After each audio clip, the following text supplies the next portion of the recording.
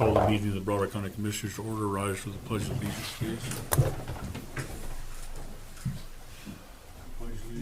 To the flag of the United States of America and to the republic for which it stands, one nation under God, indivisible, with liberty and justice for all.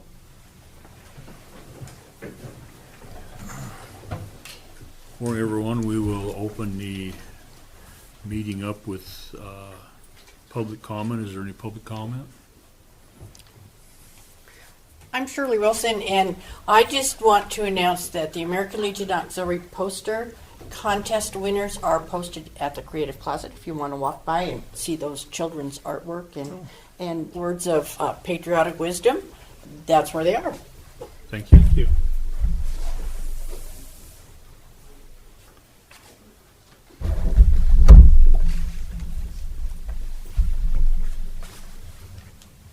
We've got a couple minutes here before the commission item agenda. So this is a letter from Crimson Bluffs.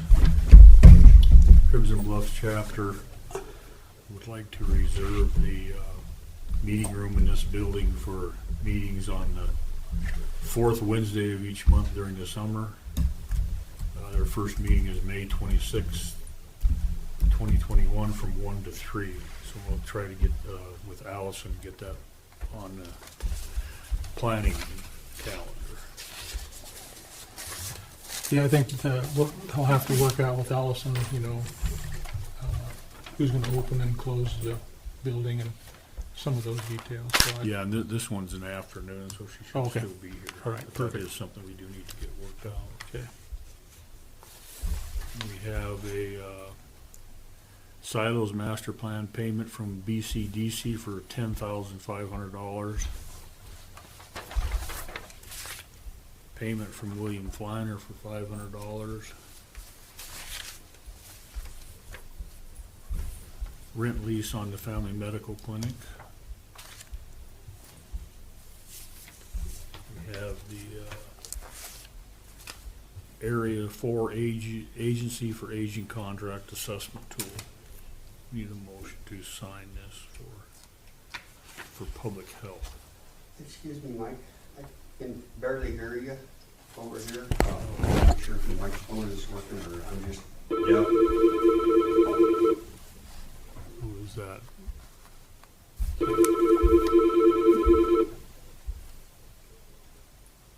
Good morning. Oh, hi, this is Steve Campbell. I'm just trying to join by audio. I'm the PNRC Okay. local government rep. All right. Perfect. Thank you, Steve. Okay, I'll just hang on until this topic comes up, huh? Okay, good. Have you accepted the Zoom invitation? Yeah, Yeah, I've been okay. on Okay. Zoom, but the sound wasn't real good, so I'll just use Okay. the phone to the sound. All right. Perfect. That'll work great. Thank you. Okay, thank you. Let's see. We discussed that last week, right? Week before. Or the week before, and I think what we were waiting was for Janaea to review it, Yes. and she's reviewed it. So Which documents are? it was the Area for Aging Okay. grant. Yeah. With that, I would make a motion to sign that Area for Aging grant. Is there a second? I would second that motion. Motion's been made and seconded to sign the Area 4 Agency on Aging Contractor Assessment Tool. Further discussion? Any public comment? I got a message from Jania. It's like it came in from heaven suddenly. She asked if this is actually on the agenda.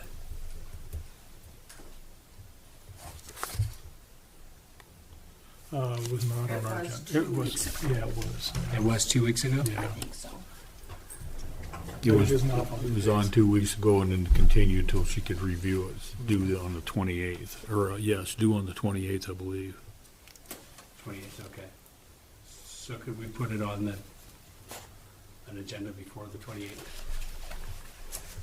Yeah, we could put it on for next Monday, Wait, is next Monday a holiday, or is it the following? following Monday. Just keeping me honest, look at this. from wherever she is. Okay, we'll go to our 10:05 discussion, change in fees, Nicole Brown, Community Development.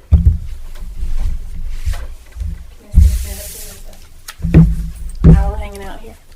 Good morning. So this is a continuation of a topic of discussion that we had 2 weeks ago regarding address applications. The current fee for an address application is $20. That fee has been in effect since we've actually had GIS, a GIS department in rural addressing since, I believe, July of 2004. It's either June or July of 2004. So I am requesting to increase that fee to cover the cost of materials and mailing. I would like to see that fee go to $50 if possible. And the reason for the jump, obviously being that we have not increased our fee for 17 years, first of all, but I would like to be able to set aside some money for mapping. Currently, through rural addressing applications, it's my only source of income for GIS. So I would like to be able to set aside some dollars in order to update our maps, which I believe are dated 2007, the large wall maps. We've not printed atlases since, I believe, 2007 either, but it's my understanding that the Sheriff's Office has, and the Fire Department possibly. They have all of these mapping applications available electronically to where a paper atlas may not be necessary. But I have had requests for large wall maps to be updated and printed, but I currently don't have a funding source for that. Okay.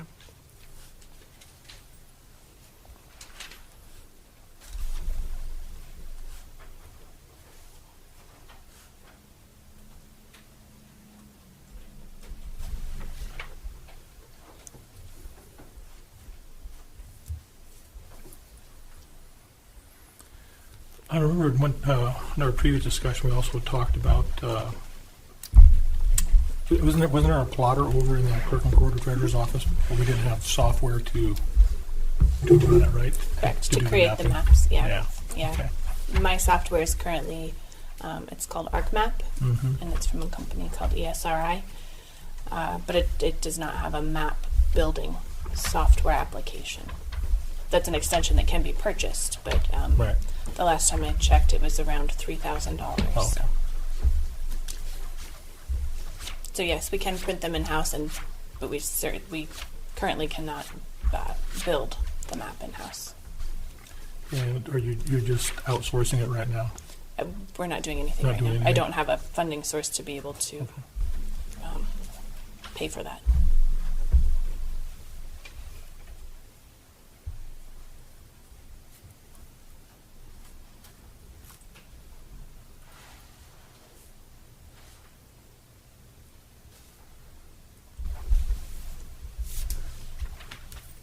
So if we get the mapping service, will that be coordinated with rural fire and the sheriff's department? I mean, is there a tie-in between the systems so we're not running three different systems? I guess I don't understand your question. The mapping software that I'm requesting is for actually creating a large wall map, Okay. not the electronic version. So no, this wouldn't change anything electronically that the sheriff's office is using. Okay.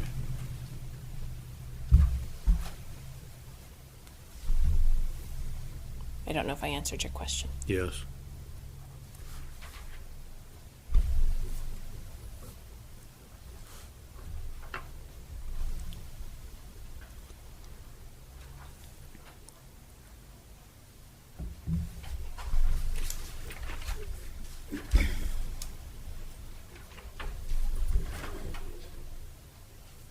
On average, I'm assigning 15 addresses per week.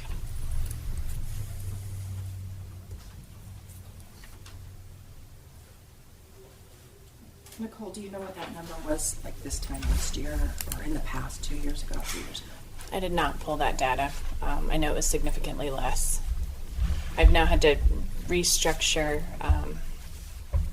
in my office to I do address assignments on Thursdays only unless someone makes an appointment or if they happen to be in and I have time to assist them with that. Each address assignment, from the time I receive the application to creating the address and plotting it on the map, then creating the address plaque, because again, I receive the green plaques and then the white reflective markers. I order those from a company called Newman Signs. Those come in, I build the signs, about 20 minutes per address. Okay. 20 to 30, depending on the location. So from when somebody comes in, pays for it, when do they get their sign? A week or two? Typically, I'm telling folks 2 weeks. I know that I'd like to get it done sooner than that, but just with the current workload.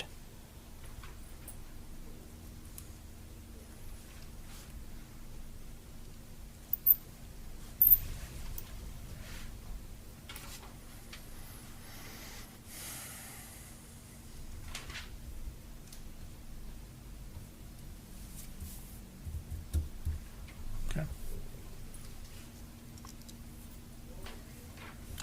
I don't have any other questions. I don't have any more questions. All right, I guess we'll just table this for now and want to put it on the agenda for a decision next week. Yes. Okay. Okay. And this conversation started a couple weeks ago now. There's other fees that Yes. I'd like to see, maybe we need to lower them, maybe we need to increase them. Things have changed, and I don't know if that process needs to go through Corey or Janaea, what we can change, what we can't change. Yeah. But it'd be nice to do it all in one agenda item at one time. Okay. Septic, anything with subdivisions. That would be my I preference. think that's probably a good idea. So maybe not next week, but maybe the week after, depending on how much the research takes and Sure. timing. Okay. Could I ask a couple questions on that then? Yes. So the parallel thing that's going on right now is we're close to the end of updating subdivision regulations, Very right? close. Very, very close. So what's your timeline of when you think it's at the planning board now? It's at the planning board now. The planning board currently has their first draft. After they have made their suggested edits, it's gone through, started the process with Jania, working with Jerry Gabentz with Great West Engineering. He's made some amendments. The planning board now has that first draft back that they're reviewing. We will take a look at it in June. I don't know the exact date right now. So it will not be available for adoption any sooner than about the second week of July, simply because it does require a 30-day posting. So even if the planning board is satisfied with all of the edits that Jerry has made, Jania is satisfied with those edits, it still has to go before the commission and wait 30 days. And are those including the legislative changes from the session that just finished? That was a topic of discussion at the planning board meeting on whether or not we want to include those changes, or do we want to make the updates now and then update it again in a few months. So that will be discussed in June as well. Okay, I mean, it doesn't make any sense to adopt something that's Already outdated. already outdated. I mean, And additionally, we asked for an extension on that grant, and the reason was to include These legislative current updates. legislative updates, so. And I believe that's the direction we're going. I just Okay. don't want to speak for the planning board on the recommendation they will make. But I feel like we don't. They do not. I'm not a planning board member. Do not want to update it twice. yeah, I mean, that was my recommendation to Jania. It doesn't make any sense because after the planning board, it has to come to the commission to approve, correct? Correct. And so, I mean, I doubt the commission wants to do this. I mean, you could literally be doing it once and then doing it again 30 days later. Right. Because, I mean, these things they're very fresh. So the reason I'm asking that is, are these various fees, are they included in the subdivision regulations? No, They're not. purposely omitted from the regulations so that we do not have to go through that 30-day waiting period to update the fee. It could be a 2-week public hearing notice. Okay. at And the then commission table. the, can you just walk us through, because I'm one of the people that's requested, I have a map on the wall that's from 2012. 2000. Oh, okay, 12. Okay. And so, and I've asked for a new one as well as a new one for Jania because it's, everything we do, it's like, okay, where in the county did this happen, right? And I can't imagine how many new addresses have been added since 2012. And new It's roads. hundreds, probably, yeah. And so I don't understand the difference between the sheriff's office getting data now versus producing a map on the wall. How does that work? How does the sheriff's office get data now, and how do they utilize it with their systems? So I can't speak to that side of it, so maybe Brandon can. I can tell you what happens in my office. I make the updates to my system. I coordinate with the sheriff. I believe I've spoken with Brandon previously, and I'd spoken with Seth Wenzel before he retired from Broadwater County. I send those off to whichever individual in-house that they choose, and then I believe they send it to an outside party who scrubs the data and inputs it back into their system electronically. So what you're requesting is a hard copy paper map, and I do not have the software to create that paper map with the road indexes and the pretty colors and all of that. Mine is simply electronic data. So how did you create it in 2012? I sent it to an outside company, Oh, really? and they printed them. And so what's that cost? I wouldn't even know. I'd have to look at it and see what that cost in 2012. I haven't looked into it now. Okay, but you don't think Because you? I don't have the money to pay for it. Okay, you don't think you've printed any since No, I 2012? know I haven't. I know I have not. Okay. And then, what's the current fee that you're charging for addressing? $20. Okay.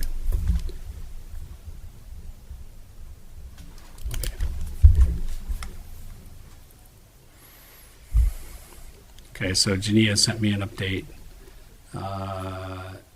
She believes the meeting is June 10th with the new regulations, and she's asking that June 10th version have the updates from the legislature. Does that sound accurate? It does sound accurate. I'm just not sure that Jerry will be able to include those at that time. So, we'll have to have discussions, myself and Jerry and Jania, Okay. before the planning board meeting on June Okay. 10th. And then she also said a note that she has not looked at the comprehensive, all these fees, the whole legal authority of whether, if there's any can be increased, decreased. And for taxes, obviously, you generally, if it's beyond what's, obviously there's exceptions to this, but a lot of times tax increases most require voter approval.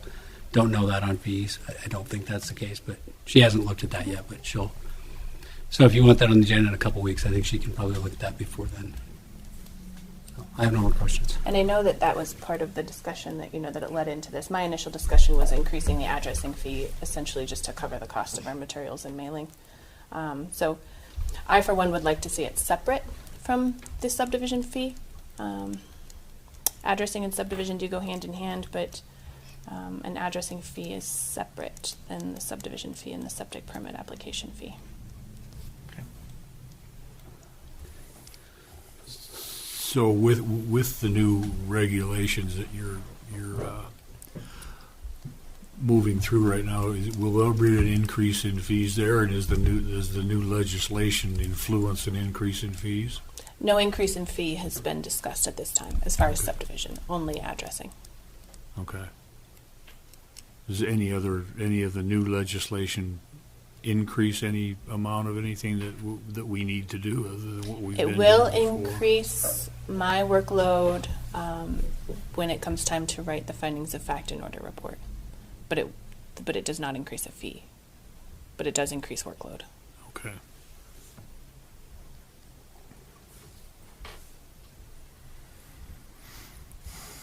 I guess I have one more question. So, Brandon, is there anything from the sheriff's office that would make it better or easier for you guys to receive data to have the most current addressing?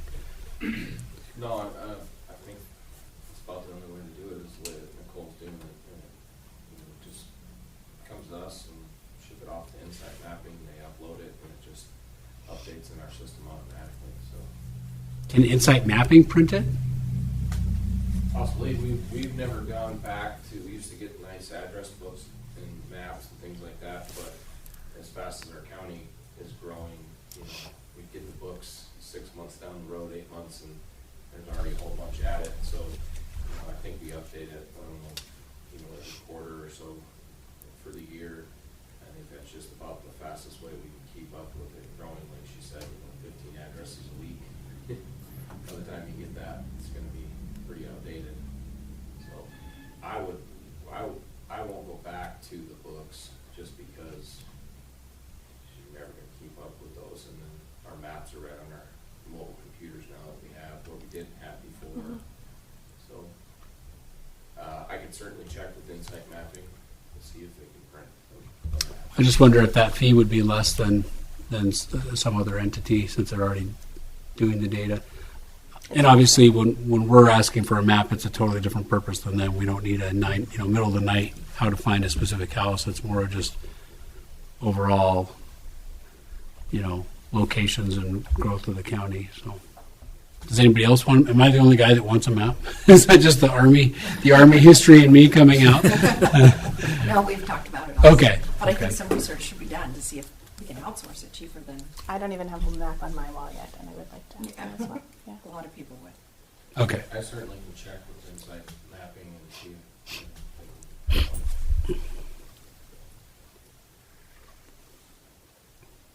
Yeah, Brendan's correct. I think, the atlases, we thought they were such a grand idea when we started, but then it became very cumbersome to be gathering up everyone's atlas book and adding new pages to where, and then when they went to the mobile mapping application, it just streamlined everything.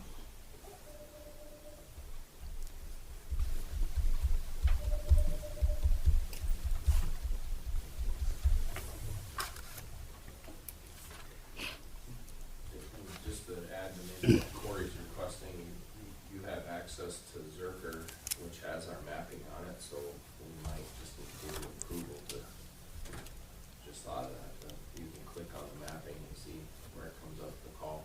So I could do that on a computer, Yeah, but not on. Okay. I mean, at the very least, I guess I'd say, Okay. for your knowledge.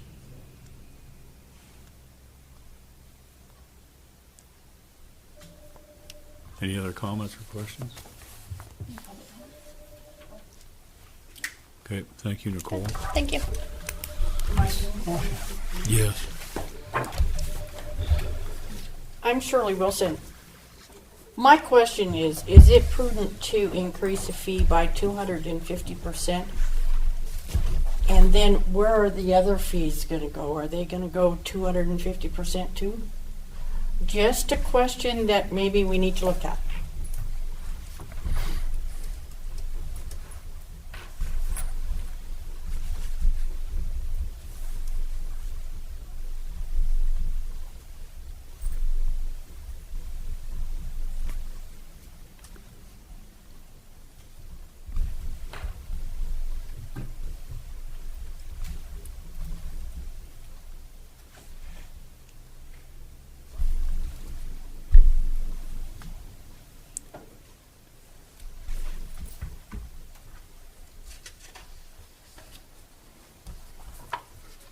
And I think that, looking at this increase, I don't think it's really, these things haven't been increased in 17 years.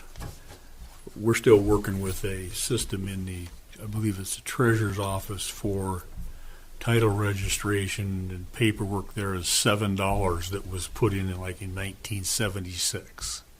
And that's terrible. I mean, if you look at inflation with everything else, there is no way that works. And the truth is, there is no way that works. Because by the time we get done filing all this stuff, we're eating up all our time on it. It's not going to stop.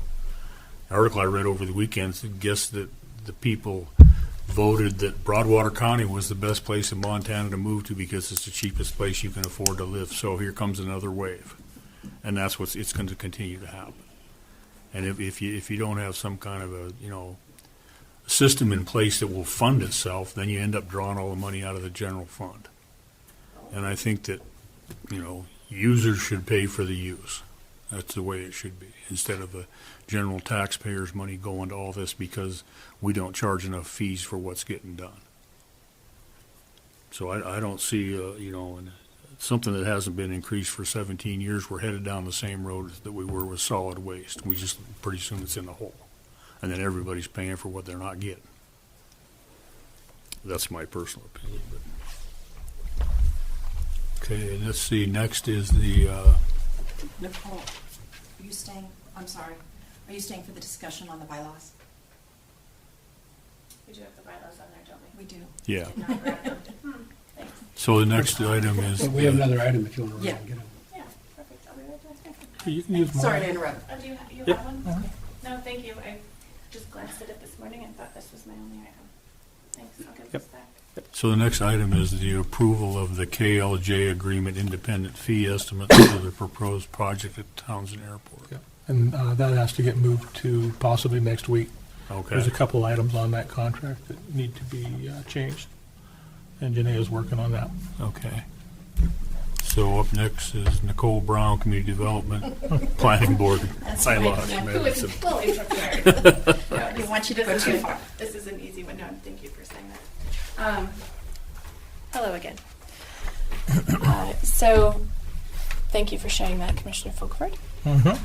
The planning board bylaws, this was a discussion, this goes back a few weeks also, in the membership of the planning board. Our bylaws had a statement in it that stated, it was kind of ambiguous.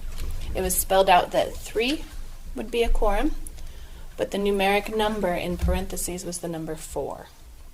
So it was very unclear if it was 3 or 4 as a quorum, but there was no statement as to what would constitute the full membership. So this came before the planning board at our meeting last Thursday to make an amendment to our bylaws. Initially, the amendment presented to the planning board was based on their previous discussion to increase membership to 7, with 4 members being a quorum. However, after the meeting on Thursday and the vote that came from the planning board, it ended up being that 5 would be the full membership with 3 being a quorum. Reason being, it's difficult to get the full membership in attendance, and at several meetings now we've only had 3 members present. So this amendment to the bylaws, I added and then subsequently amended that last statement that states the full membership would be 5 members, and clarified that 3 would be a quorum, not 4. Okay, sounds good.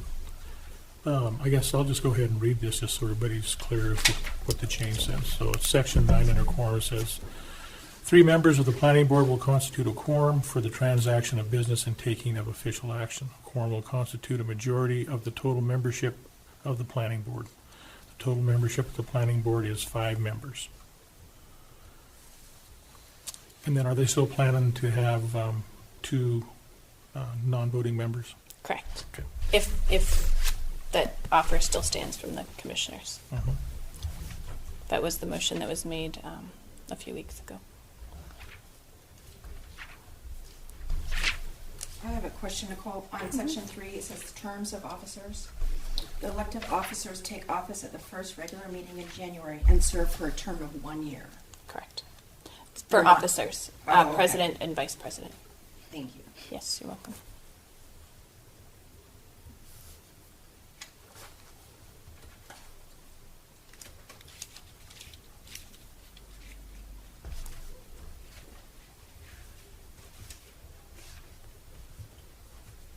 And then, I had another question, sorry. Article 4, Section 1, regular meetings, the 3rd Wednesday of each month at 3 in the county courthouse. Oh, I okay. don't know if you wanted to change No, that to the... I will need to amend that. Yeah, the only Flint item I was building. looking at was the quorum information. So yeah, that was an oversight um, because we do meet here in We the do. Flynn building. And we have moved, the planning board has requested to move their meetings to Thursdays instead of Wednesdays. The third Thursday? The 3rd Thursday. Mhm. Well, except for this next one in June, which will be the 2nd Thursday. So I may actually look at removing that language regarding the date entirely, because it does fluctuate based on availability of the board. One of the members, I did have a quorum of 3 members at the last planning board meeting, and one of the members could not be there on the 3rd Thursday. So I think we really should look at removing that statement also. And we put this on as discussion today. So, So I will take it back to the planning board. So nothing has changed essentially from what we were operating with. Okay, Good. thank you. Do I have anything else on the agenda? No, Thank you. I have a comment, but there's a comment behind me, or back behind you as well. yes, Tim. Thank you, Mr. Chair, members of the commission, Tim Ravendall, citizen. Just, I apologize. I have a real hard time hearing you, so I'm not sure if this was said, so I'll just ask for clarification. Is the current planning board full with its full members at this time? And so now also, is the meeting being changed from Wednesday to Thursday officially? Not officially. It's just based on availability of board members currently. Okay, that's what reason is it's hard to keep up with when the meeting is and be able to keep people informed, and myself for sure. Yeah. And that's always a challenge because they're all volunteers. And we have to kind of work around their schedules, and a lot of them farmers and ranchers and contractors. So, yeah, we understand that. Thank you for that. There's more. I have a question. So the current membership is 5 members. Is that correct? Okay. So I don't know on the meeting date and time, what I recommend is include the language, whatever regularly, scheduled one, but then include or as otherwise on the call of the chair or something. So I mean, it can't be like this week we have to meet on Thursday instead of Tuesday. That's not a violation of the bylaws. So permit the language that the chair can designate the different time and place, and obviously then provide public notice. Generally we do that for other boards, but I don't know I haven't looked at this document to see if it's in there. So. It's not. Okay, I would recommend that language of some kind.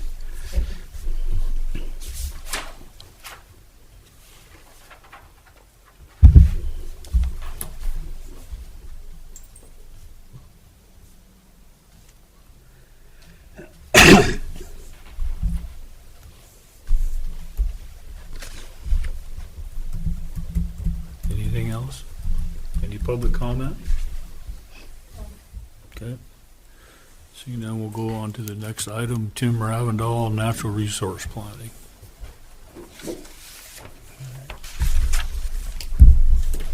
Are you still with us, Steve? Yes, I'm here on Zoom and on the phone too. Okay, perfect. Thank you. Good morning, Commissioners. Tim Ravendall. And as a citizen, I have been engaged in basically the planning process on natural resources here in Broadwater County in the state of Montana for many years, and which is ironic that the makeup of the planning board was on the agenda just before we were talking about planning. So here I am today. I really appreciate you indulging a little bit of time for me this morning. I made a promise to the commission that I would try to do my best to provide you with documentation of what I am presenting. And again, I must emphasize this is for discussion. This is a very important issue before the people of not only Broadwater County, but Montana and as well as the United States of America. So with that said, I'm going to get right to it, and I did some notes so I don't get off and talk for an hour and not say too much. So if you'll please, Cut you off anyway. and you can cut me off of it. And then let me also add, as I'm going forward, any time that you have a question for clarification, please go ahead and ask me, and I'll go through this, and then I will be standing for questions or comments or darts or whatever is directed. So, okay, here we go. I am past president of the Montana Multiple Use Association, and having personally been involved in and engaged in the natural resource management for years, I have at many levels worked to ensure that the rights of the people are recognized, and all planning at all local government level is the key to preserving the foundation of freedom. The foundation is the private property rights of the people. Here in Broadwater County, we have seen an incremental erosion of the private property base that has had a direct economic impact to the community and the future of Broadwater County. Years ago, we had 3 different sawmills and 27 open and active mines here in Broadwater County. RY Timber and Continental Lime are the 2 of the major companies that we have left here in Broadwater County. Natural resource management planning is essential to obtain a beneficial use of natural resources for the people. Access has become a full-time problem in the proper management of natural resources at all levels. The pine beetle devastation and the forest fires are ground zero examples of this tragedy. The Upper Missouri River Basin water planning process is impacting private property owners here in Broadwater County with little input on that planning process from the local level from what the people are seeing. So what can we do? This is the question of the hour, and for discussion we'll move forward. I brought forward the position of Broadwater County to consider coordination multiple years ago. Commissioner Steve McCullough, Elaine Mann, and Jim Hone were the sitting commissioners at that time. We brought this forward, Citizens Coalition, if you will, excuse me. We brought this forward for consideration, and because of workload and economic conditions, everything was kind of just set on the table. We did move forward a little bit, but it really was kind of considered, but we did not move much forward into the coordination aspect as provided for under law. So coordination provides for local government to develop a plan that puts all the planners across the nation in a position that they must, and I emphasize must, coordinate their plans with the local plan. If there are inconsistencies in the plan, the local plan has authority that must be considered as long as that plan is within the law. So what happens is what a lot of times we end up with, hey, we got great ideas here at the local level. We have ranchers and farmers and loggers and miners that are saying we need to be able to do this, but at the same token, we have federal agencies in Washington, D.C. and Denver and et cetera, that are coming down with programs that are impacting that ability to make that plan and effectuate it.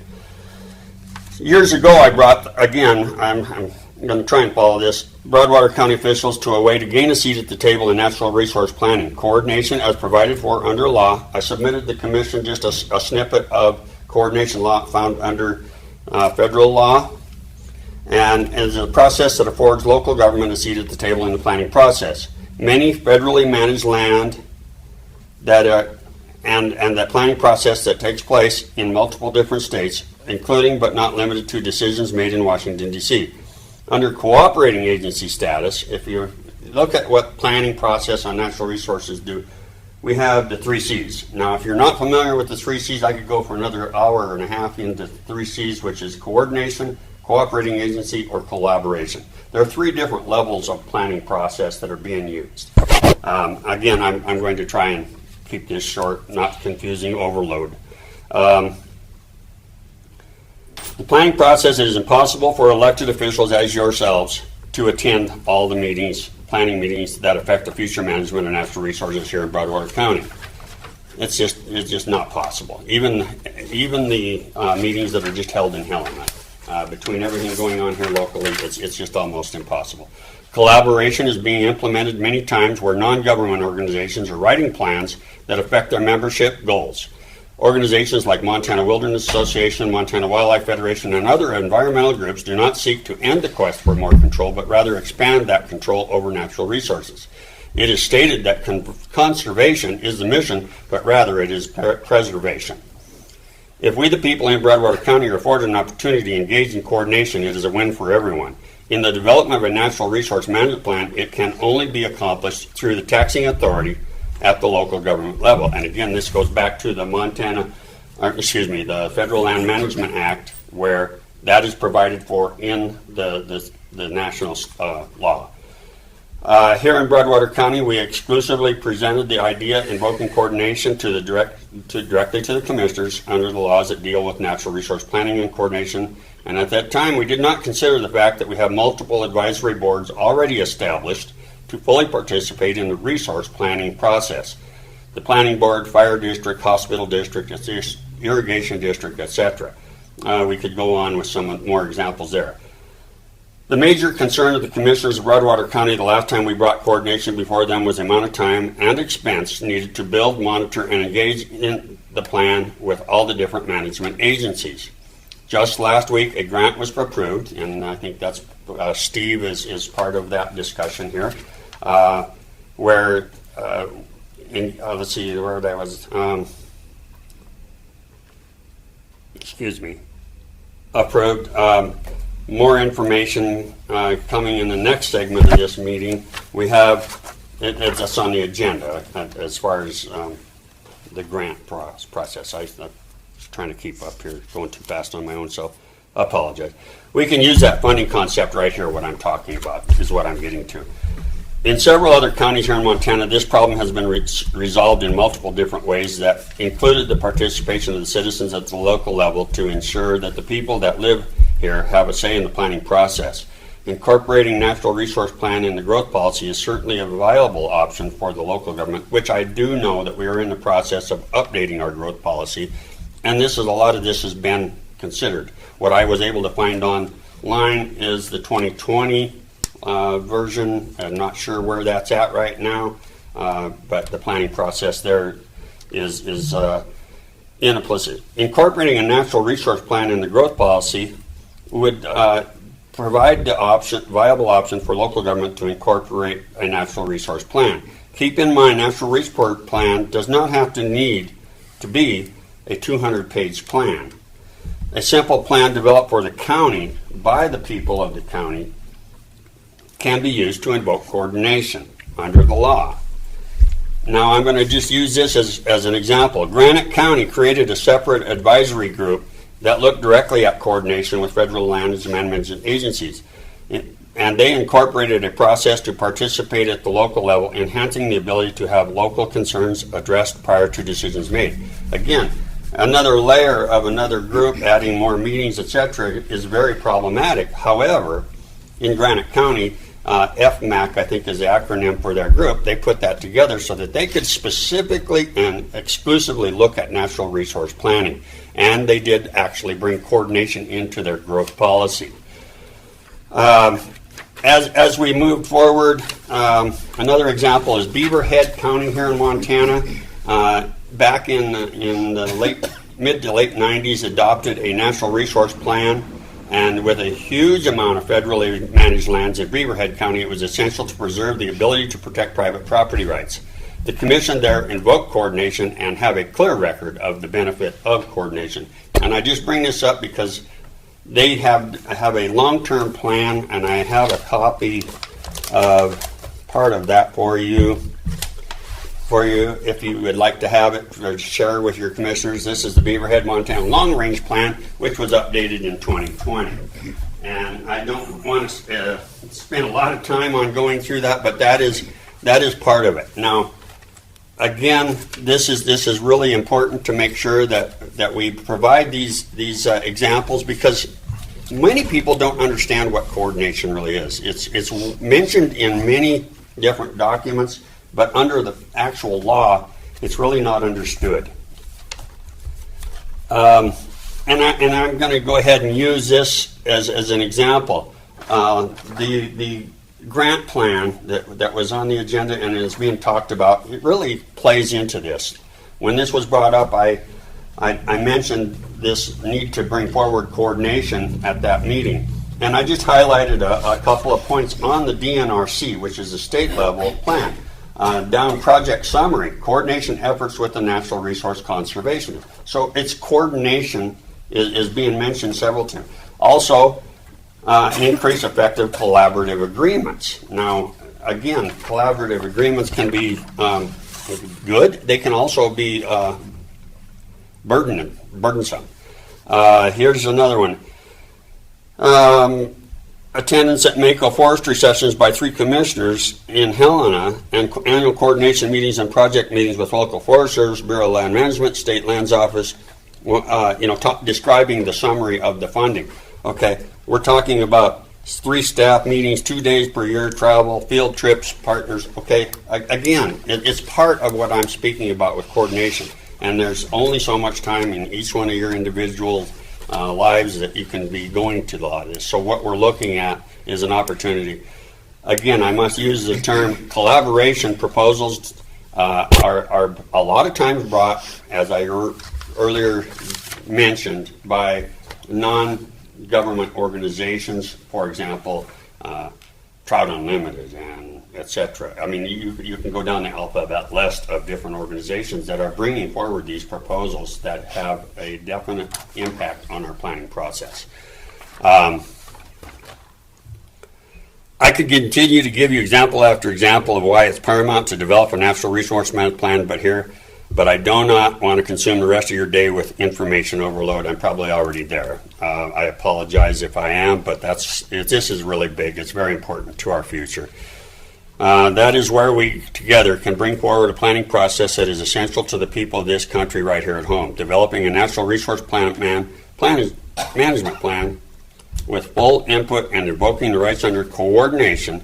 There's the key. If you just put a plan and put it on the shelf, it really doesn't work for the people. It's like a policy. It doesn't really go anywhere, but it's there to reference if we need to. Under the Federal Land Management Act, it's actually law that if you invoke coordination, then you have that absolute seat at the table, and we can secure our future here in Broadwater County. Immediately, this is where I'm going to conclude this. Before I do have a letter here that I'd like to submit from one of the citizens that's been involved in coordination since we started this way back. This is from Zona Hale. It talks about coordination and some of the history that we've been doing. I'd like to make sure that the commission has a copy of that. I'm not going to belay the commission and read that, but I do think that's important that the commission take a look at that letter, because it does give an explanation from the ranching community that has been in this with the Elkhorn Management Unit status and the designations thereof. So here's where we go from here. We have also national things happening that are causing further impact on our ability to do natural resource planning here at the local level. And here's what I have is, I'm going to hope I don't get out of order, because there's, again, I apologize, there's a lot of information here, but President Biden on January 27th, 2021 issued an executive order 14008 tackling the climate crisis at home and abroad, and that's been logged into the Federal Register. Included in that section, the Secretary of Interior, consultation with the Secretary of Agriculture, other senior officials, was directed to develop a program at least 30% of lands and waters in the United States by 2030. This is known as the 30-30 plan. Okay, what I wanted to point out, and I'll leave this with you so you can read it if you have not seen it, is this particular document is signed with opposition to this plan by a bunch of governors, including Governor Gianforte.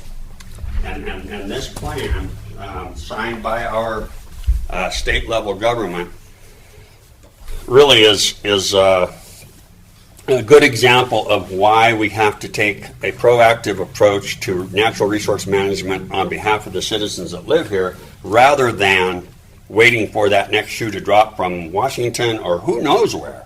I mean, it could even be coming from, I hate to say the word United Nations, but we don't know, because there's so many meetings that are going on. It's really almost impossible to say exactly what is the next step, when is the next shoe going to drop, and how is that going to impact us here at home.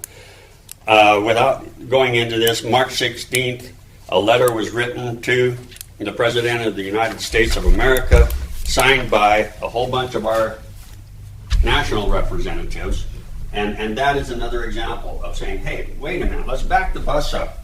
We have to make sure that we have everything in order to make sure that our local citizens and our ability to benefit from our natural resources is not lost. With that, I have copies here for anyone else that might want one. I hope I got enough, but here's where I'm going now.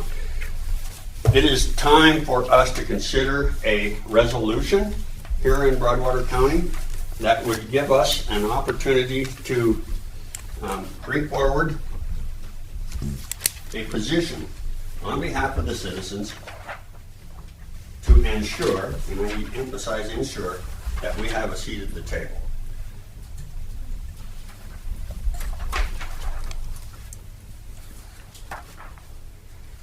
and I'm just going to read through this as quickly as I can so that we can have this. Again, please let me emphasize, this is a draft resolution. This is just put together on behalf of not only myself as a citizen, but citizens of Broadwater County and across Montana and this nation with what's going on at that level, which actually helps in, I guess you could say, explain and enhance the need for coordination. Okay, I'm just going to go ahead and start right there. Broadwater County is a legal political subdivision of the state of Montana for which the Board of County Commissioners is authorized to act. Broadwater County, containing about 1,239 square miles of land, 796,000 acres, is situated in southwest Montana. Whereas the federal government is charged with management of land within the county, and the Helena National Forest is responsible for managing 185,000 or 23%, while Bureau of Land Management manages 64,000 or 8% of the land, and the Bureau of Reclamation manages 8,000 acres or 1%.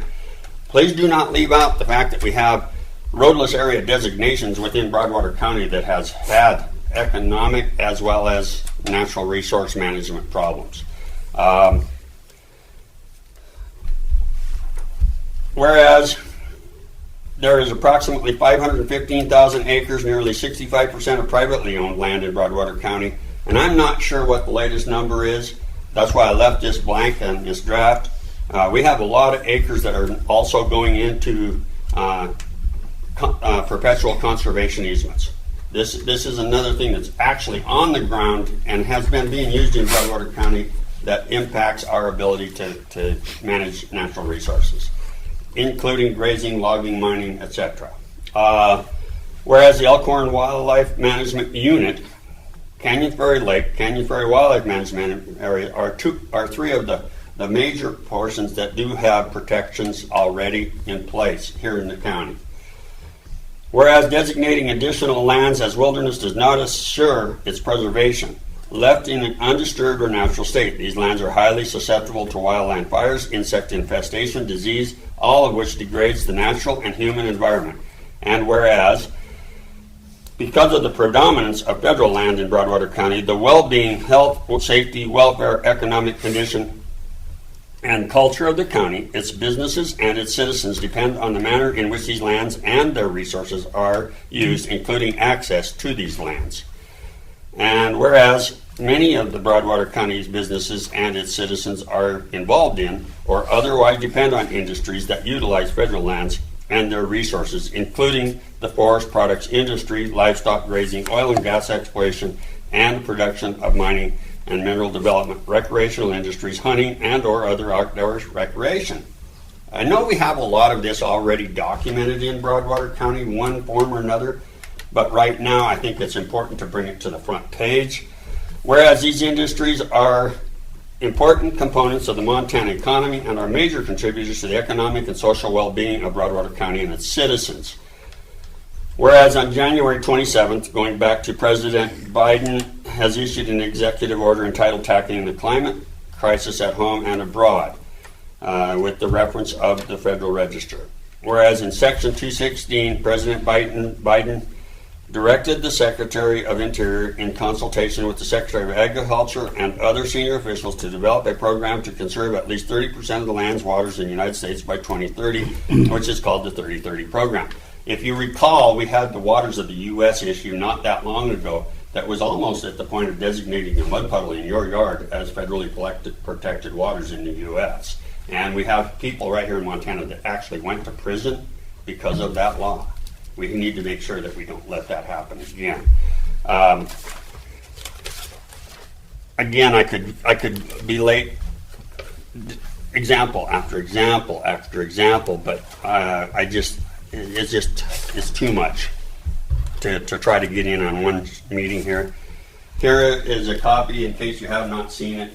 This is the America the Beautiful plan that is actually the executive order. Here is another piece of this puzzle that I'd like to present, which is actually federal legislation that was introduced by the House of Representatives at the national level, proposing. Now, that's just the draft copy, but it gives you the context of what's going on at the national level on our behalf right here in Broadwater County.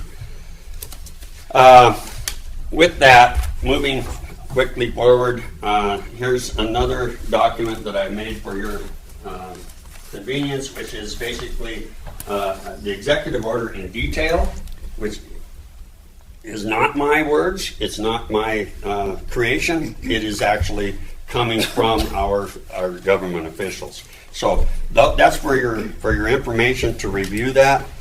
And so moving on, got sidetracked there a little bit, but I think it's important to have some documentation for you to put in your pile. If you have time to take a look at that, it's really important. Whereas under the 3030 program, some 680 million acres of our nation's lands would be set aside and permanently preserved in its natural state, preventing the productive use of these lands and their resources. That's a really important statement in this resolution.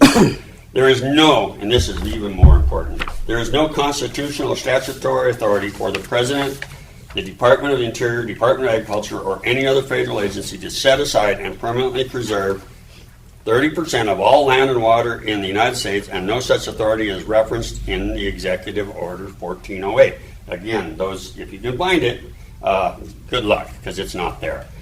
The next part is, whereas the 3030 program, if implemented, is likely to cause significant harm to the economy of Broadwater County and injure the county's businesses and its citizens by depriving them access to public lands and national forest system lands and preventing the productive use of these lands and resources. And whereas the withdrawal of 680 million acres of federal lands from multiple use and placement of such lands in permanent conservation status will cause dramatic and irreversible harm to the economies of many western states, including Montana, and in particular rural counties such as Broadwater County, whose citizens depend on access to federal lands for their livelihoods.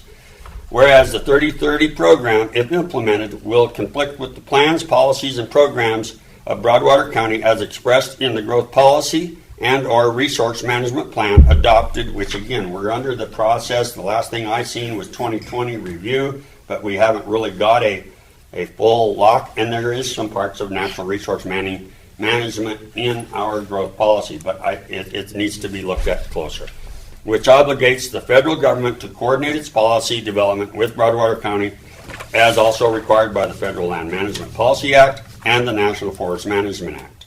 And whereas Executive Order 14008 at 216 directs the Secretary of the Interior with consultation with other relevant federal agencies to submit a report to the task force within 90 days of the date of this order.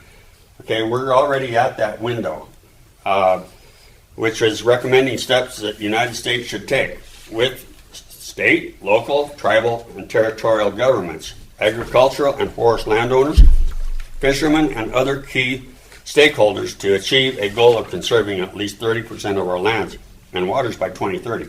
A lot of the folks that are at the national level looking at this, stewards of Liberty, which used to be Stewards of the Range, and part of the Hage versus United States case where land and rights were taken by Wayne Hage and his family. That particular example brings forward the absolute need to make sure that, is this really the full picture? Are they going to try to do 30 million acres by 2030? Well, many are saying it's actually pushing for 50. So it's really with some people in behind the scenes, there's a lot of information that's not out there public yet. So with that, therefore be it resolved, the Broadwater County Commissioners of Broadwater County as follows. 1. The Board opposes the 3030 program, including its objective of permanently preserving 30% of the nation's lands in its natural state by 2030, or any similar program that will set aside and prevent the productive use of millions of acres of our lands. The Board further opposes the designation of public lands and national forests in Broadwater County as wilderness study areas, wildlife preserves, open space, or other conservation land, thereby restricting public access to such lands and preventing the development and productive beneficial use of the resources on or within such lands. The board supports the continued management of the public lands and the national forest under principles of multiple use and sustained yield, recognizing the nation's need for domestic sources of minerals, energy, timber, food, and fiber, and in careful coordination, again emphasize on coordination, with Broadwater County to ensure consistency with county land use plans and land management policies as required by law. The board supports maintaining and enhancing public access to public lands and national forests and opposes road closures, road decommissioning, moratoria on road construction, and other limitations on public access for the purpose of fulfilling the 30 by 30 program's objectives. The board recognizes and supports the state of Montana's water rights system, including the doctrine of prior appropriation and other state laws and programs governing water rights and water use, and opposes federal designation of waters and water courses within the county that would impair or restrict water diversions and uses authorized under the law. This brings in the Conservation District, which actually does a lot of that work for us right here in Broadwater County, and we need to make sure that we don't miss that point, that there is really a full point on that as well. So, getting close to the end here, folks. Thank you for your indulgence. The board supports reasonable, rational, national, and global greenhouse. Oh, geez, I just said that wrong. I'm going to start that one over. The board supports reasonable, national, regional, and global greenhouse gas emissions policies and goals that are comprehensive, practical, cost-effective, and do not unnecessarily single out specific industries or activities, but opposes the use of global climate change as an excuse to set aside large tracts of land as preserves or open space to fulfill the 30 by 30 program's objectives. I must use prime example of RY Timber. We lost that mill as it's closed down. We're not sure if it's permanent, but it's certainly on the edge because of that same very thing. And we need to make sure that we stand up to the best of our ability to oppose that. This resolution goes that direction. The board maintains that the designation of public lands and national forest lands as wilderness study areas, wildlife preserves, open space, inventoried roadless areas, or other conservation land to fulfill the 30 by 30 program's objectives may lawfully occur, if at all, only through planning process mandated by the Federal Land Management Act for public lands or the National Forest Management Act for national forest lands, including public notice and opportunity to comment, analysis, and disclosure of the impacts of such land acquisitions on the well-being, health, safety, welfare, economy, culture of Broadwater County, its businesses and its citizens, and careful coordination with Broadwater County to ensure consistency. There's the key word with coordination. They have to be consistent with county land use plans and land management policies.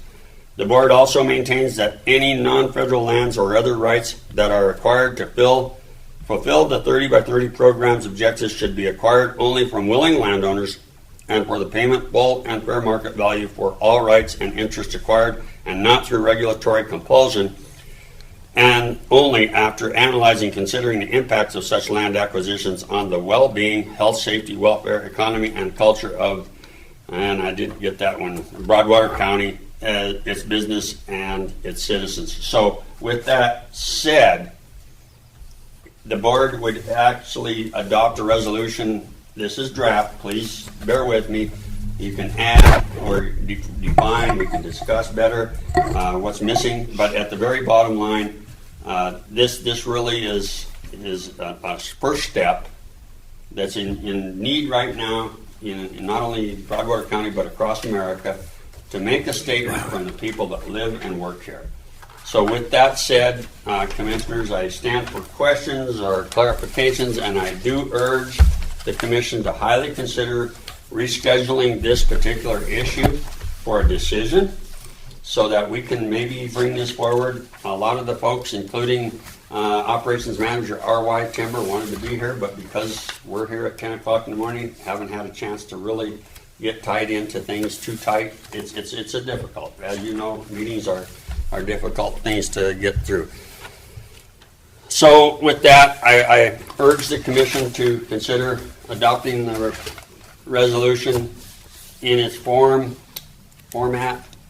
however way you want to put it, modified, amended, and then with that, I think I'm out of time anyway, so I appreciate your indulgence. I stand for questions or I will get back out of the way. Thank you. All right, thanks, Tim. Thank you, Tim.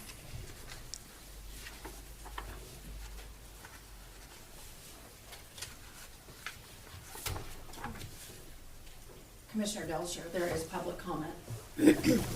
From Claire Reading, Steve Kimball approved the DNRC grant money for $5,000 for the Granite County Forest Management Advisory Committee, which successfully got the coordination process added to the GC growth policy. We worked with the GC Planning Board. That was Granite County. Granite County.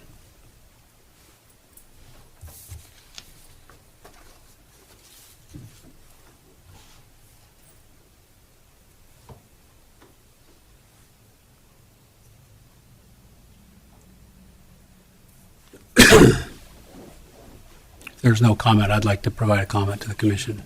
Go ahead, Steve. So in my prior life, before I was here and before I was at the Attorney General's office, I was in a private practice, and I represented groups, multiple use organizations, primarily Citizens for Balanced Use, headquartered out of Bozeman. We did some work with Tim and with the group here in Townsend. And what I've discovered over the years, and we toiled on issues of trying to promote multiple use and resource development in Montana. And it's an uphill climb fighting against a federal system that has been slowly moving since the 1970s as anti-natural resource use and pro-environmental conservation. One of the things that we tried to do is we tried to do what Tim's suggesting here, which is to encourage counties to invoke coordination, or in some cases, depending on the action, collaboration with the federal planning entity that was doing it.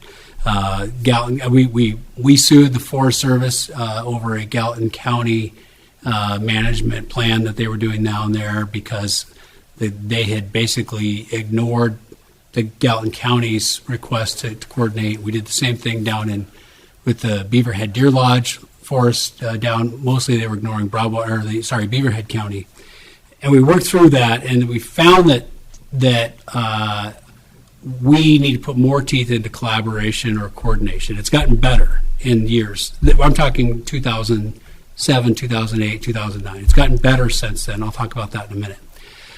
But we were in meetings. I was in a meeting with the forest supervisor in Gallatin National Forest and was specifically talking about the mandates of FLTMA, Federal Land Policy and Management Act, or maybe it's Forest Land Policy and Management Act. Anyway, he literally mocked us. He said, "FLTMA's dead. That's ancient history. We don't follow that management mandate anymore. We follow NEPA, the National Environmental Procedure Act." Well, NEPA is a procedural process. It's not a policy statement saying how you manage your forest. But over the years, specifically because we're in the Ninth Circuit, which is by far the most liberal federal circuit that we're in, over the years, decision after decision after decision has restricted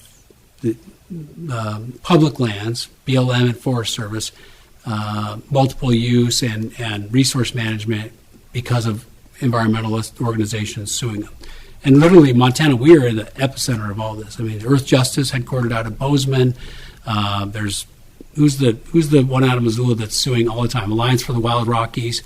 They're litigating every single federal action that they can that in any way utilizes natural resource management. And they love the courts here because of Judge Malloy, that very liberal federal judge in Missoula. Judge Christensen's not much better. Judge Morris up in Great Falls has become renowned as one of the most pro-environmental federal judges in the country. People find an excuse to sue someone in Montana in his district because he's got to shut down Keystone Pipeline because they didn't do a sufficient analysis of global warming. Anyway, so that was the beginning of the trend. That was the trend we were fighting against. And in those years, so this was the Governor Schweitzer administration, and then a transition to Governor Bullock administration. DNRC was not an ally. In areas where they were an ally, they were fairly ineffective, and that's gotten better. I'll talk about that in a minute. But I was suing, or I was on the team suing, really defending a state forestry management plan that involved state and federal land, and so we had to go under the federal rules. But it was this, we're talking state trust lands that were land board decision lands. We have land board has a fiduciary duty to maximize the revenue for the school trust. And that litigation, I was on it, and there was a team of lawyers from DNRC. This is when I worked for the Attorney General. We're all at this point in the same boat. These are the late Bullock years when he's doing more, or at least he's pretending to do more, I should say, for natural resource management. We get our logging project shut down because of concerns about endangered species impacts, grizzly bear, bull trout in this drainage. It's up in the Sealy Swan area and going west from there, south and west from there. And specifically what we were trying to do in that project was reduce fuel loads because there was a danger of catastrophic fire because it was overloaded. And we were arguing that in the long term, if we reduce the fuel loads, it would be better for the environment and better for these threatened species. Injunction, we can't log. And guess what happens? 2017 fires, that entire area just gets rampaged and burned by the fires that went that year. And the impact on the grizzly bear habitat and the bull trout stream habitat was so much worse because of those fires than had we done the logging. And this is kind of the upside down logic that we're fighting against all the time. So when you remember we had the meeting when RY Timber shut down here and they closed their doors, and we had the meeting at the school. John Tubbs, who was then the director of DNRC, came and was talking about how much they're trying to help. And that's why I say the late Bullock years, the second term of Governor Bullock, he was doing a lot of the things that we were asking. He was doing more collaborative planning with the feds. He was doing more lawsuits to support the federal timber projects against environmental lawsuits. But again, I felt it was more show than actual substance. And I remember asking Director Tubbs in that meeting, the reason RY was shut down is because they had basically 4 timber sales that would have supplied them for 2 years that were stopped one after another. And Tubbs said, I said, why didn't you intervene on any of these to support this sale? And he said, well, we only like to intervene on the ones we're sure of winning. Well, what's the point of that? I mean, the big success story they had was the drainage that was west of Helena, and that was because it affected the entire water supply of the Helena Valley. That's great, but if that's the only one, then we need to do more. And so I think what we're going to see is we're going to see a different direction now. I think we've already seen it. I think with the Gianforte administration and with the land board that we have now, I think they're serious about what we want to do. The problem with that is we now have a federal administration that's going to be even more pro-environmental protection and more anti-resources, especially mining. Maybe to a lesser extent timber, but especially mining. But they're still going to be anti-timber. So I'll talk about that in a minute. So what I am recommending we do something along the lines of what Tim's saying. I just got this. I haven't looked at it. I think the devil's in the details. I haven't looked at this executive order. The problem is when I did that old life before, it was consuming. I literally would deal with 1,000-page forest management plans or travel plans, and then we would litigate, and it would take us 3 years. It'd take us a year and a half just to get a hearing in front of the federal judge, and then it would take us 3 years to get resolution. And generally they were just beating on us as a bunch of cavemen, right? So I don't want the county to get engaged in one of those because it literally will chew us up. It'll chew up our time. It'll chew up our resources, and I don't think we'll get anything out of it. We have joined this lawsuit supporting the copper mine in Marr County, but that was a deal where I said, we'll join, but, Marr County attorney, you're doing all the work because I have about 10 times the number of felonies that he does, right? So I said, I got to do criminal stuff. You can deal with the environmentalists. But we're glad to be in on that and supporting that. We have 2 trends that are coming that concern me, and Tim alluded to one of them, and that is it's conservation easements to a lesser extent. So a lot of the conservation easements we're seeing these days are fueled by open space folks who recognize that subdivisions are actually a big threat to Montana's traditional way of life as well as the environment. I mean, subdivisions are usually the worst weed managers, right? They're chopping up productive farmland. But the reality is people are moving here, and people want to have a couple acres and a house and beautiful views, and so I don't think you can stop that. So, but conservation easements we're seeing are generally most restrictive against subdivision development and against mining. I mean, any conservation group that purchases a conservation easement, you can guarantee that is a prohibition on mining. They're more supportive of forest management, agriculture, public hunting, whatever. But they generally will still have some restrictive forest practices, which, really the professionals are doing that anyway. No big clear cuts, that kind of thing. But that is a major. I don't know that I've ever seen a conservation easement that allows hard rock mining or strip mining or any kind of mining. It's like, no, maybe some stream placer mining where they're out there with the gold pan, but that's not a money maker. Nearly zero. Yeah, that's not a job producer. The other issue that we're going to see is as we get more population growth, we're going to see more popular pressure for wilderness. Yep. We haven't seen a big push for wilderness bills in quite a while now, ever since the Beaverhead Deer Lodge partnership blew up. That was Senator Tester's effort to try and get some wilderness areas in exchange for some guaranteed management areas. But when you look under the hood of that, it was no guarantee of management. It was a guarantee of wilderness, and then it was a maybe someday, if you're lucky, you can log some stuff. So there's going to be more and more push for wilderness areas. Right now, Montana has about 1 million acres that are locked up in what we always call de facto wilderness, and that is they're either the ones I'm talking about specifically are in wilderness study areas. There's a whole nother, I don't even know the acreage, that's affected by the roadless rule management that was put in the Clinton administration. I don't know enough about the roadless rule to talk about it other than to say that it is a way that through federal regulations they're restricting logging and natural resource development because you can't build a road and a lot of the areas to get deep into a timber stand you have to have a road of some kind. The wilderness study areas are a real problem.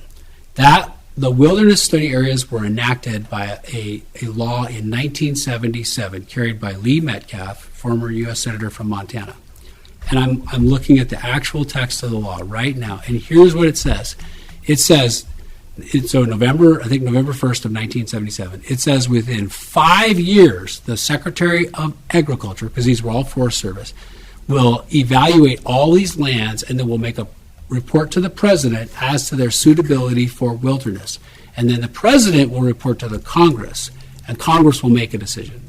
So that was in 1977. And then the law says that until a decision's made, you have to manage these wilderness study areas as they were on November 1st, 1977. You cannot decrease their suitability for potential wilderness inclusion.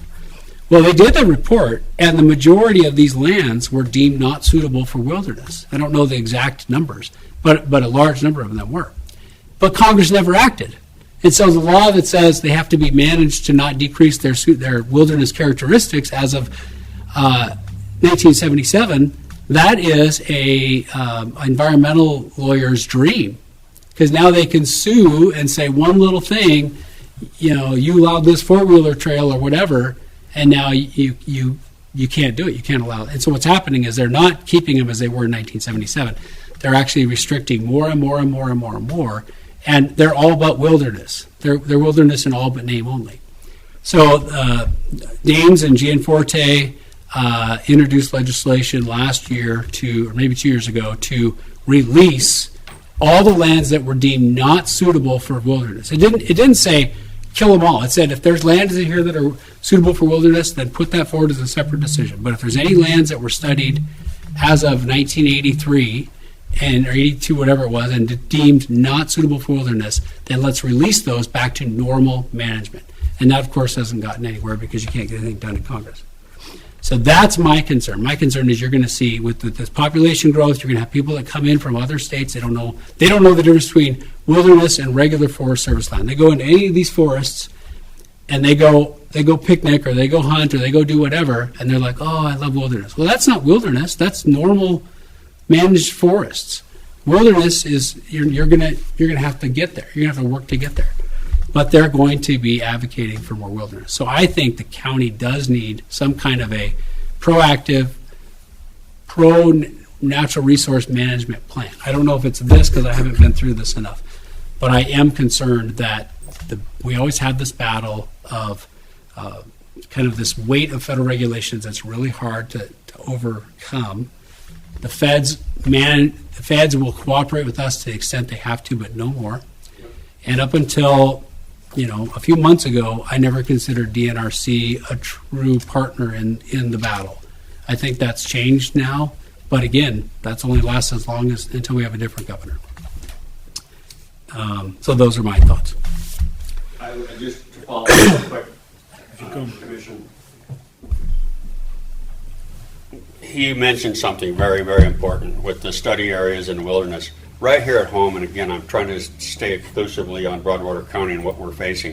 In 1986 Forest Plan, the Helena National Forest made the designation under a trial period of the Elkhorn Wildlife Management Unit. Now, that's not a wilderness area. It's not considered anything but a unit of wildlife management. When you look at the definitions of what law prescribes for, the unit was designated for consideration, and again, going back to having a congressional designation decision made on the wildlife management unit within 5 years. It's never happened. We've challenged the Forest Service on that multiple times, saying, why has this still gone under this management status? And I will just add one more thing. Our great county attorney took a lot of work and put together a lot of historic documents on our access to the Elkhorn Wildlife Management Unit. And those are public roads that get shut down by the federal government, and I will use the word illegally. And on that one, that's my fault in delaying getting that done. I had so many criminal things last year, I had to just set it aside. But I intend to actually get going on that and bring that to the commission fairly soon on that particular Elkhorn deal.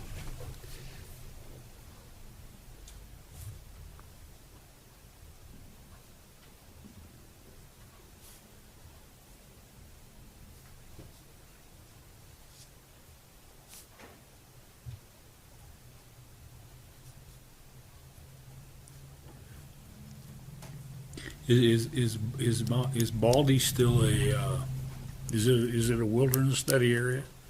Consideration by the Consideration. Wilderness Association to go along with the Sleeping Giant Wilderness proposal. Okay.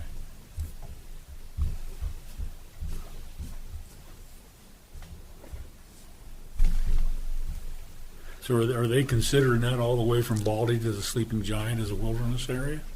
One would have to look at Y2Y and the corridor going from Yukon to Yellowstone, which is all inclusive of part of, and I will use, again, I could bring in stacks of research and stuff that's been going on for the last 30, 40 years. Back to Agenda 21 and the Y2Y program, that designated the corridor. And that's what the environmental organizations are doing. They're saying conservation, but it's preservation of these corridors. And the Belt Mountains, both the Little Belt and the Big Belt Mountains, are part of that corridor. And that corridor is to preserve and to remove, and County Attorney Swanson brought up the very important point. Every one of these conservation easements that are going into some of these corridor areas are being actually locking out any potential mining, and the word perpetuity is very important. It isn't able to be adjusted down the road. Once they get these locked in, they are permanent forever.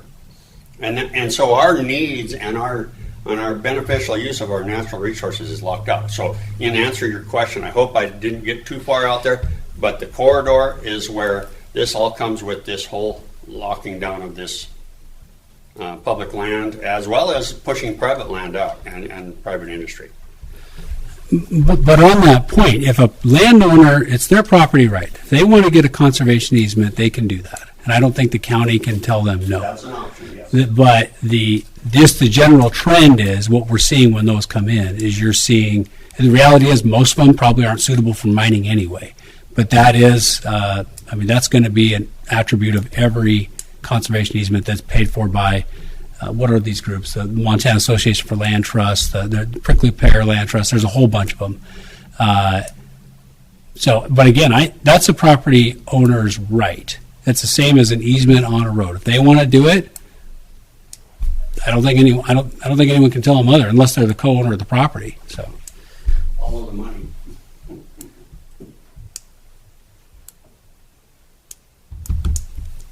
there is a Sleeping Giant Sheep Creek Wilderness Study Area, but it's the one that's north of Helena by the Gates and Mountains, and it goes to the shore of Holter Lake. It's 10,000 acres. I don't know of one in Broadwater County, but I don't know them all. It's not official to my knowledge, Commission, but it is been proposed several times and it's being pushed. And now it's going to be on steroids in my humble opinion. And I will say that because, one more point, really important, the nomination of our new Department of Interior Secretary is on the table right now before the national level. And if you look at some of the potential nominees, if you will, Tracy Stone Manning has been nominated to serve under that secretary position. If you want to look at the whole picture of what we're talking about here today, going back into, I use the term eco-extremism, where that level of, under the name of conservation, is preservation, and she has been part of the thing from the Schweitzer administration clear through Bullock, and all along. And she's also part of now the National Wildlife Federation. And if you look at National Wildlife Federation, they work 6 weeks a year to enhance the ability for people to think we're hunting, fishing, and having fun. And the rest of the time they're lobbying against natural resource management.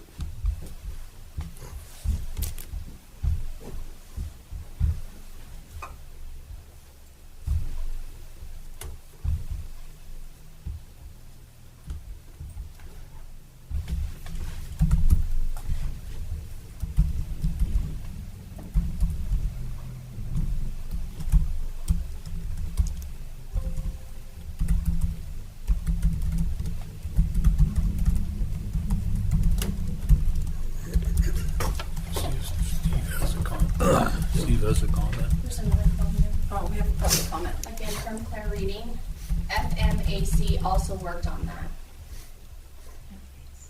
What is FMAC? I don't know what that is. You ask her that. Forest Management Accountability Committee. I can't remember for sure, but it's a committee that was formed in Grant County.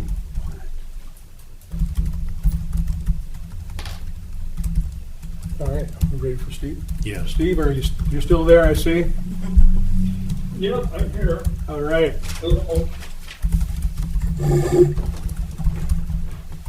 Okay, well, thanks for inviting me to this conversation. I really appreciate it. Sorry I'm not there in person, but I'll get there soon.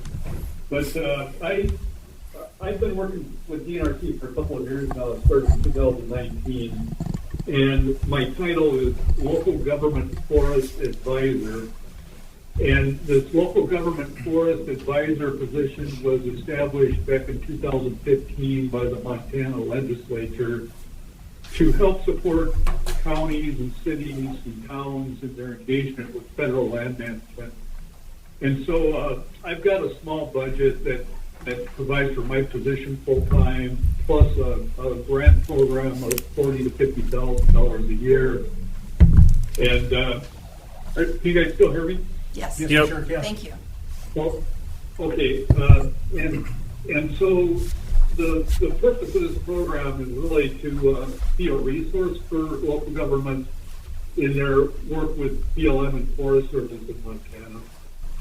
And so you guys are receiving a small grant, $1,500 that we just selected last week, and that's for the commissioners' travel and other engagement with Forest Service and BLM, and that's great. The other work I can do for you is provide information and training and things like support, decision support tools. You know, we have the Montana Forest Action Plan that was just completed at the end of 2020.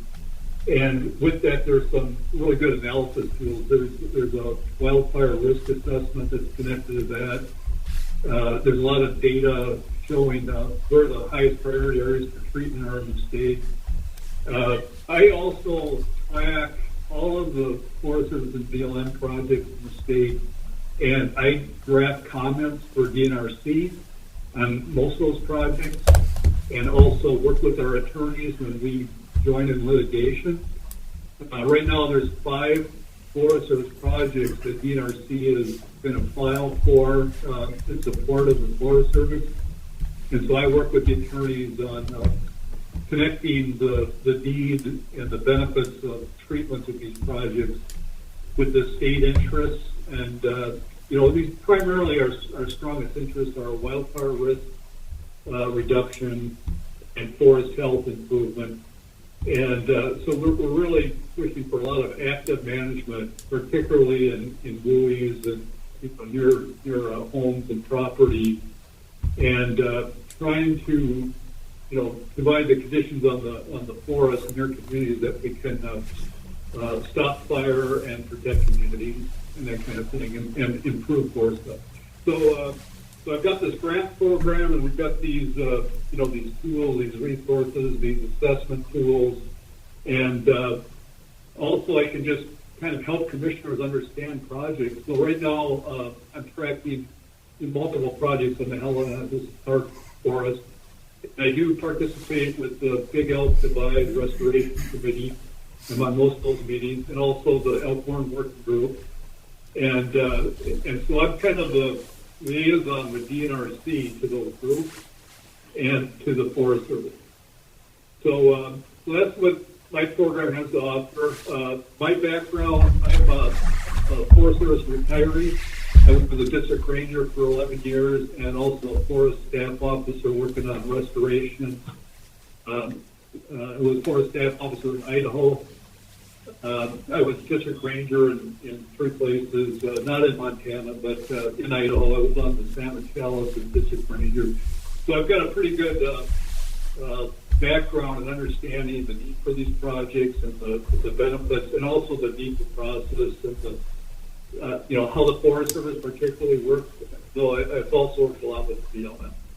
So 42 years with federal service working on these kinds of projects and plans. So I bring that to you, and really I'm here to support you in how you think, you know, what the help you need.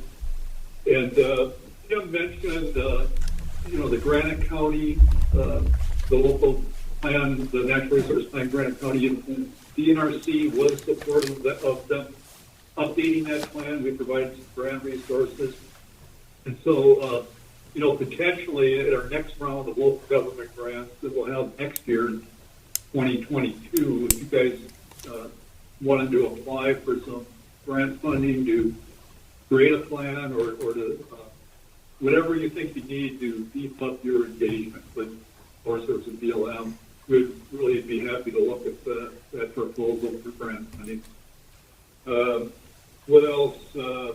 I just want to say that I think the picture that was painted by both Tim and the attorney was very comprehensive and accurate. And, you know, it's certainly DNRC wants to be a partner in having a really strong local connection and coordination with these with the federal agencies and their plans and projects. And, you know, that's really the essence of my program, is to support you with that coordination. So with that, I'll just open up. Does anybody have any questions or comments? I have a couple questions. Yeah, go ahead.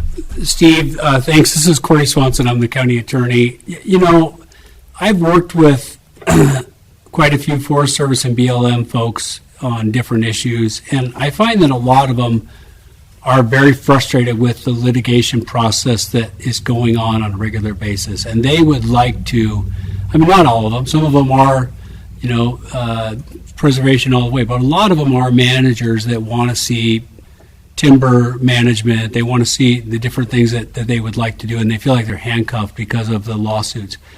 What can Broadwater County, what can DNRC do to assist in getting through, say, a large timber sale that's needed due to overgrowth or whatever?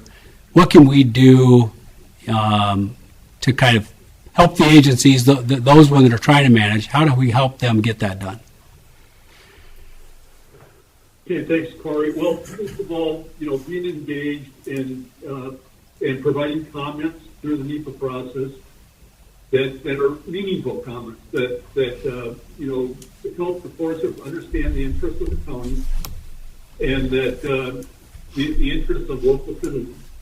That the process is designed to coordinate and for the agency to really understand that. What does this mean to local citizens? What does it mean to the county? So, I would just suggest you being very active, maybe not on every project, but the ones that are the most substantial in terms of size or connection to communities. I would comment on those. And then, participate in the public meetings, the collaborative groups and those kinds of things, just to have that strong county interest always there as the projects are being planned, the decisions are being crafted. And then if there is litigation, I would go to the table on priority projects. You have to be selective, but that's what DNRC is doing. We're looking at each project that each case that's filed with these federal projects, and we have a process of scoring cases using criteria, and the ones that are the highest priority with the criteria, we assign to our attorneys. And there's been probably a dozen of them the last few years that the DNRC has filed either amicus or declarations on. Occasionally we'll intervene if it's a breakthrough case or has a lot of precedent potential. We may intervene. Mostly we file amicus and declarations where we tell the court about the DNRC's interest and the strong need for this work around communities, fire mitigation and forest health work. And we try to show the court that this isn't just a Forest Service or a BLM interest. It expands to state and local interests.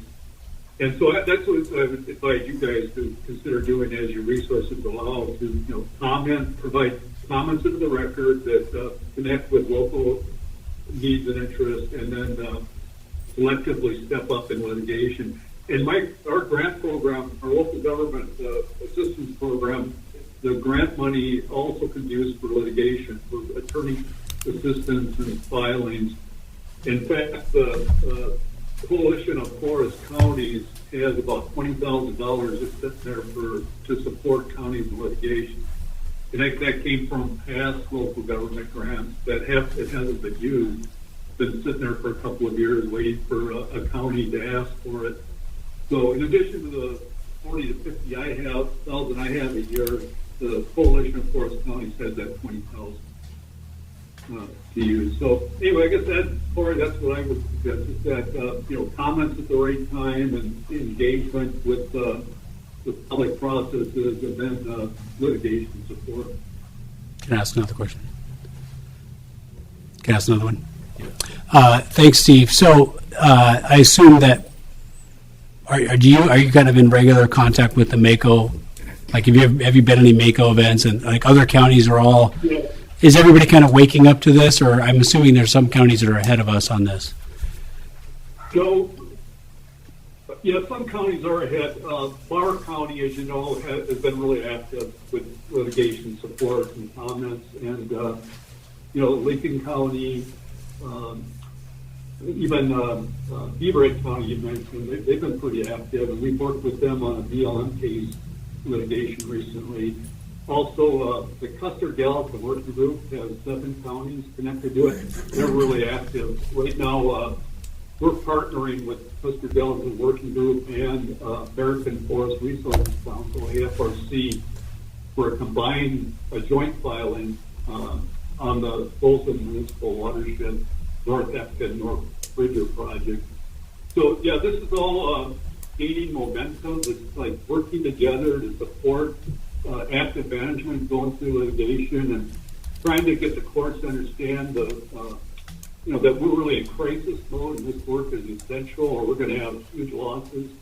Communities could be heavily impacted, but also habitats, and we think that with climate change and what we're these longer fire seasons we're experiencing and the lack of management, that we're setting up for huge dam replacing fires with huge impacts like California and Oregon have seen recently, and we better get in front of this and really have the courts understand the situation. So that's why we're being so active. Okay, final question. I wasn't even aware of this. I found it when I was preparing for this meeting. In the 2019, the legislature passed a study resolution, SJ20. It was introduced by Jeff Wellborn out of Beaverhead County, and it was a resolution. It was for an interim study specifically to address wilderness study areas in Montana that were part of the 77 Wilderness Study Act, and to come out with some kind of a recommendation. So I didn't participate in that at all. I don't know if you know any of outcomes from that study, or if not, if we could, I could probably just go search the legislature for it. But I want to know if you were involved in that at all. I came on to the NRC in April of 2019. And I just remember that there were some hearings. There was some coming together for information sharing on that. But that's all I remember. I don't know the results. Okay, I have nothing else. Yes, Tim? Again, Tim Ravendall. On that SJ20, I was very active in that piece of legislation, moving that into the interim committee.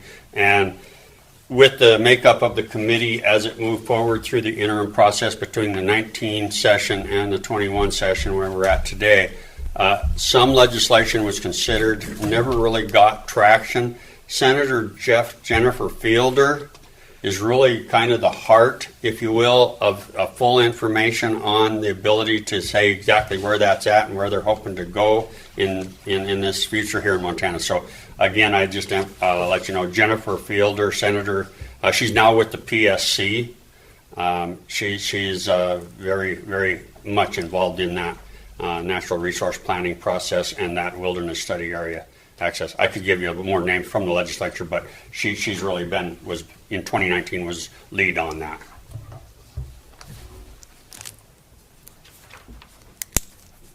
Mr. Chairman, there's So public this comment is Yeah. from Claire Reading. this is go ahead. We have a public comment, Steve. Go ahead. It's from Claire Reading answering the question. FMAC is Forest Management Advisory Committee.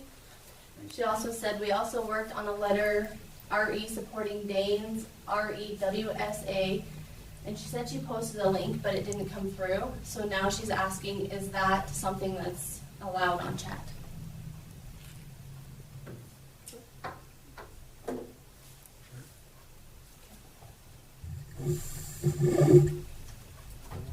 All right. Go ahead, Steve. Well, I was just going to add, I didn't mention this, but the NRC also looks at these proposed regulation changes for foresters and BLM. So when they had NEPA streamlining regulation change proposed, and some of the ESA regulation changes, we looked closely at those, and we worked with the NRC and the governor's office to submit comments. But the reason I'm bringing it up is if you guys want to comment on those, I think it'd be a good idea. And we're researching them and putting our points together, and we can compare notes if you feel like you want to comment on regulations.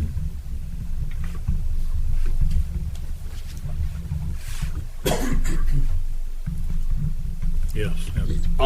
Thank you, Steve, for bringing that up, because it's very important to also note that in 1993 to 95, 97 era, the federal government really overhauled CFR 219, which actually is the planning process that is given to the Department of Agriculture and BLM. And so when you look at what they took out of the CFR 219, and then now they're looking at putting some of this back in, it is very important to take and make sure that the local folks see exactly what's been removed in the authority of coordination, as well as making sure that the people have a seat at the table.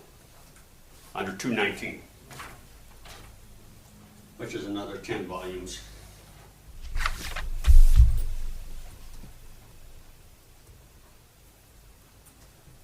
Hey, Steve, I know from emails that we've received from you that there's a Forested County Summit coming up in July. Will they be discussing any of this during that summit? Yes, strongly recommend that if you can, commissioners and your staff attend that. We'll be talking about how we support action on the forest and in BLM, particularly the county's role. There'll be a lot of discussion about like what you just asked me, what can the counties do to keep this stuff moving through the process, through litigation, and what the Montana Forest Action Plan can do, how that can help, because that has priority areas and tools, assessments that should help us put our investments in the right places. And then once we understand where we need to work, where we need to treat, how to get those through the process, effectively to implementation and get the work done. So, that's basically the topic, how to support completion of active management and working together, with the agencies and the counties working together. That's the purpose of the meeting. It's July 15th in Helena at the Delta Colonial, and there's a registration link out now they sent you last week. So just let us know who's coming and, your lodging needs, stuff like that. That's all. What was the date? July 15th. July 15th. We can forward it to you. Yeah. Perfect, thanks, Steve.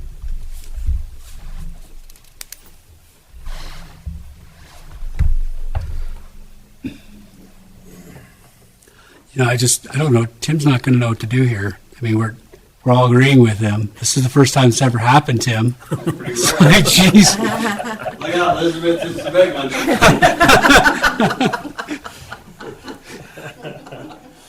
Yeah. A little gun shy, but. Well, after the litigation thought, we just recently briefed the governor's office, the director of DNRC and the governor's office on how we're engaging with federal litigation, and they were really positive. So we've got a new administration, but they just echoed that's the right thing to do. It's a really good use of attorney time. So I think that we will be going strong with stepping up on these projects. Good.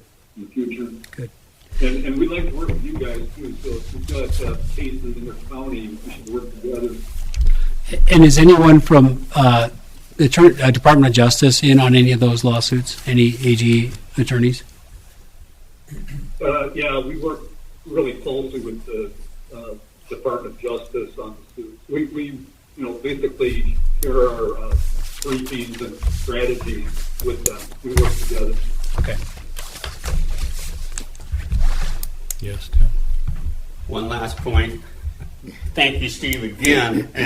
And I just want to point out that as we're looking forward on this aspect of coordination, I looked and kind of focused on federally managed lands, but I also want to make sure that I point out right here in Broadwater County that where we're talking about, I said earlier, United States Forest Service has 185,000 acres, or 23% of our land mass that they manage. U.S. Bureau of Land Management has 64,000, or 8% of our land that they are responsible for management. One thing that I didn't mention earlier is that's just the surface management there. When you start getting into mineral management, which we talked about mining, that number is huge across Broadwater County, because every square inch basically of natural resources subsurface in mining is under the purview management, and we need to be able to have a voice in that decision process. Moving on, you got Bureau of Reclamation, 8,000 acres here in Broadwater County, which is 1% of our land mass of 796,000 acres. And then you got Montana State Trust lands, which is to benefit the people of Montana. We got 24,335 acres, or 3% of our land in Broadwater County, which is owned by we, the people of Montana. And then you got also another 165 acres that's, I can't say owned, because that's confused on an often basis. It's not owned, it's managed by these departments. Fish, Wildlife, and Parks manages 165 acres here in Broadwater County, and of course that's, you know, most certainly the management area here right next to town. And we have lots of issues going on with that as well, that we need to make sure that we have our voice at the table in the management decisions, especially management areas. I will use one example to say where it's really important. Anaconda, where I grew up and was raised, has the Anaconda Wildlife Management, or it's called the Garrity Mountain Wildlife Management Area, that they just recently designated. Anaconda, Deer Lodge County, etc., came on board. It was brought by the similarly to the Elkhorn Wildlife Management Unit here, where the Rocky Mountain Elk Foundation made a purchase, took out private property, and put that into the wildlife management area. When the Department of Fish, Wildlife, and Parks decided this was, again, kind of like the wildlife management unit here, made management decisions, and that land that was historically used for mining, logging, etc., I mean, clear back to before the territorial days, is now, for example, locked up from the 1st of December to May 15th at noon. You can't even walk in there. It is totally closed down for big game security, etc., whatever reasoning. So we got to be careful that we don't get drug into that even further where we're at here in Broadwater County. Thank you. Thank you, Jim. Again, it's deep. Any other comments? Okay, so we will move on. I'm sure we'll have lots more comments coming. This is So, truly informational. Thank you, everybody. Thank you, Steve, for participating today. And I'm sure we'll be in touch. And again, thank you Thanks. guys. go ahead, Steve. Well, I just wanted to thank you for inviting me. This was a great discussion. I look forward to working with you soon. Thank you, Steve. Thanks for your Thanks, help Steve. with the grant. You're welcome. Okay, so we'll move on here. We got minutes from May 10th, 2021. All right, so Mr. Chairman, we need to make a correction to those minutes.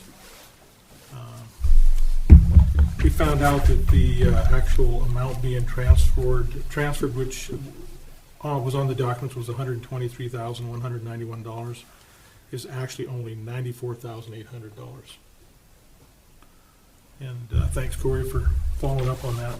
Yeah, Appreciate that. and so I've signed that corrected document, so as soon as you sign it, I think it'll go to the city, Okay. and so we should be good to go. Okay. Did you have the corrected one with my signature? Yes. Okay. Thank you. Okay, thanks, I'm Corey. gonna roll. Thank you, guys. All right, thank you. We have a, Tom, do we need to make a motion to correct the minutes? no, why No? should we do that? Yeah, we do need I to make think a we probably motion. better do that. Approve the minutes as corrected or to correct the minutes, whichever you So prefer. that was my motion, Mr. Chairman, to change the amount from $123,191 to $94,802. Is there a second? I'll second that. Motion's been made and seconded to change the wording in the minutes from the FAA agreement transfer from $123,191 to the correct amount of $94,800. Is there any further discussion? All in favor? Aye. Opposed, same. Motion carries.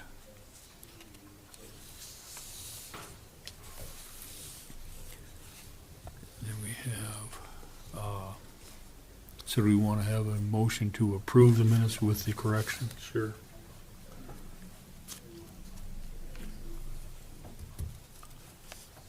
I would move to approve the May 10, 2021 minutes with the correction as discussed. Is there a second? I'll second the motion. Motion's been made and seconded to approve commissions with the correction as discussed.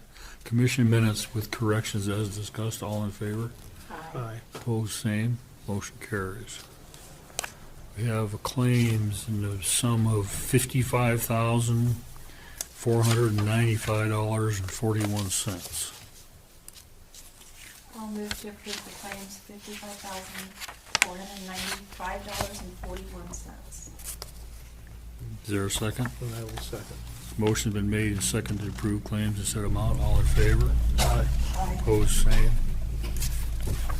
Motion carries.